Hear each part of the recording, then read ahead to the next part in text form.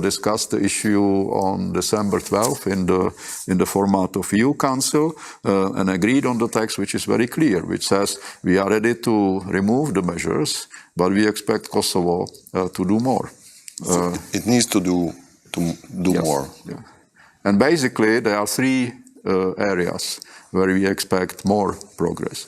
One is de-escalation, police presence in and around municipal buildings. The second issue, mayors, early elections. We after April last year, early municipal elections, the EU issued statement saying those elections were administered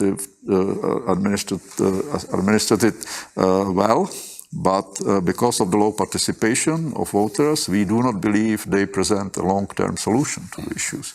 We are looking for a long-term solution, which means we will see what the CC decides on the petition, but if petitions are fulfilling this requirement of 20%, we believe there should be very quick recall vote organized or resignation of the 4 mayors and new elections of mayors. Final thing, again, the third issue, which is there, is real and substantial engagement of Kosovo in the dialogue and fulfilling the agreement from 27 February and 18 March Ohrid Annex.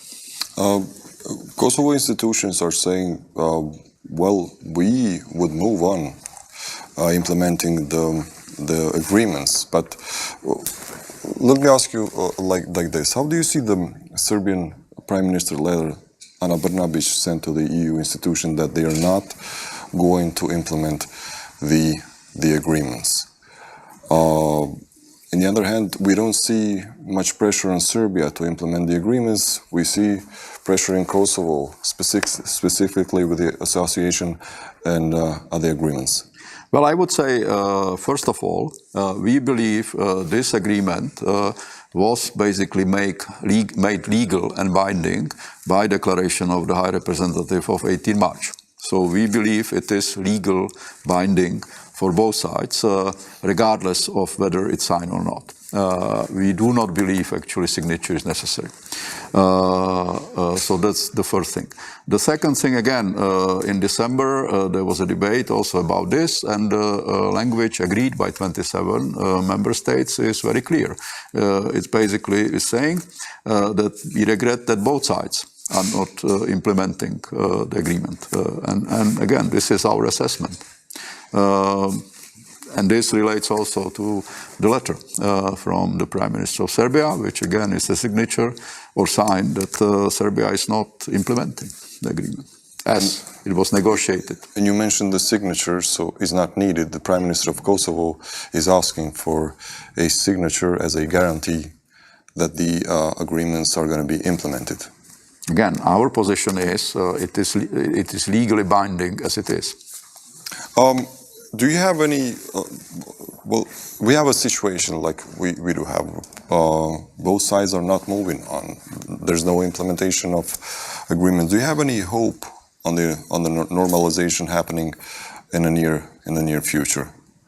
Well, I would certainly be hoping that both sides would understand that the implementation of the agreement and normalization is actually important, and it's not important long term, but it's important now. Also because of two facts which are quite, I think, important for the EU. One is that we have decided, and again, if you read the Council conclusion from December, but also declaration of the European Council from December of last year, and the conclusions of the EU Western Balkan Summit also from December, now European Union has decided to put enlargement as a priority again. It has been quite serious about enlargement, and it is now a priority for EU. I believe it will be the priority for EU not only this year, but also in the next mandate of the next European Parliament, European Commission. We have made historical decisions related to Ukraine, Moldova and Georgia, offering them not only the clear European perspective, but also enlargement opportunities. So we now have a strategic shift, in a sense. Before, it was basically 6 Western Balkan countries and Turkey. Now we have Ukraine, Moldova, Georgia, Western Balkan. So suddenly there is a new geopolitical and geostrategic kind of situation.